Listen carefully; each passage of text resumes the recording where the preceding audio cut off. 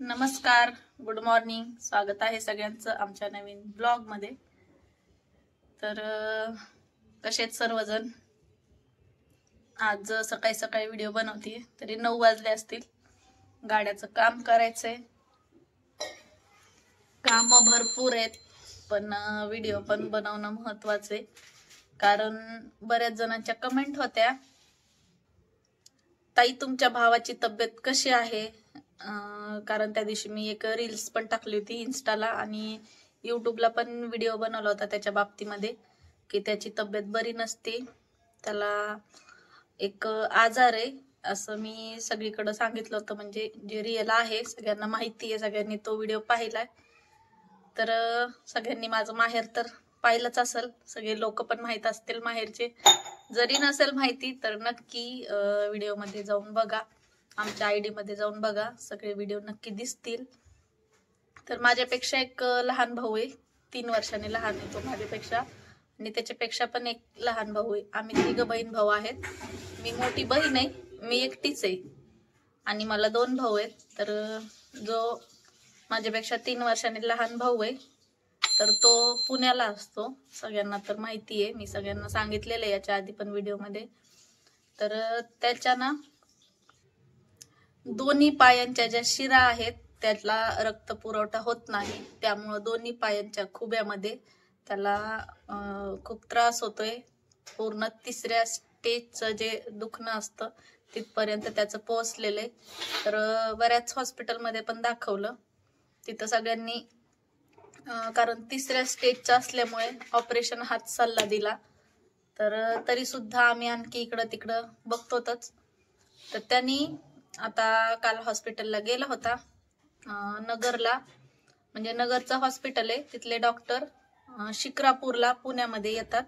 तर त्यांच्याकडे त्याने दाखवलंय काल. ते आयुर्वेदिक डॉक्टर आहेत.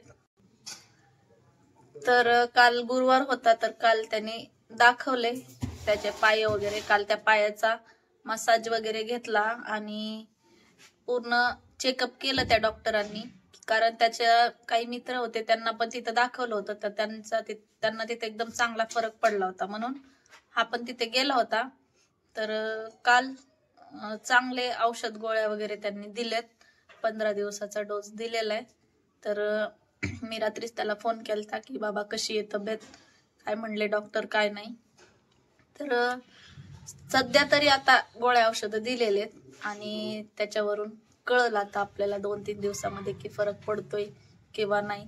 कारण त्याला दरवेळेस फोन केला की पाय दुखतातच म्हणतोय तो. आता 2-3 दिवसांनी बघू आणखी त्या गोळ्याच्या डोस वगैरे घेतल्यानंतर तब्येत कशी वाटते त्याची, त्याच्या पायामध्ये काही फरक पडतोय का नाही.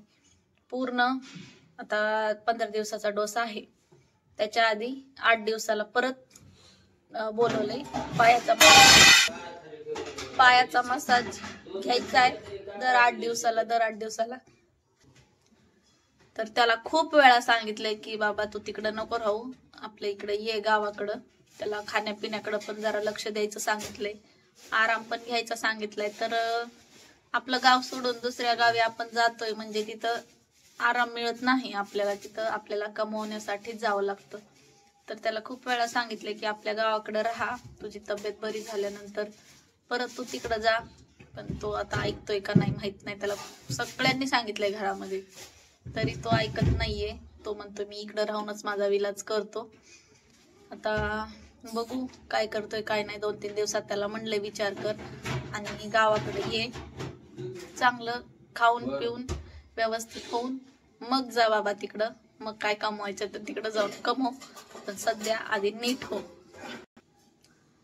तर सगळ्यांचाच प्रश्न होता नेमकं त्याला काय झालं होतं, की त्याची तब्येत बरी नाहीये म्हणला, आजार आहे. तर सगळ्यांना तर सांगितलंय मी त्याला कोणता आजार आहे, त्याची तब्येत बरी नाहीये.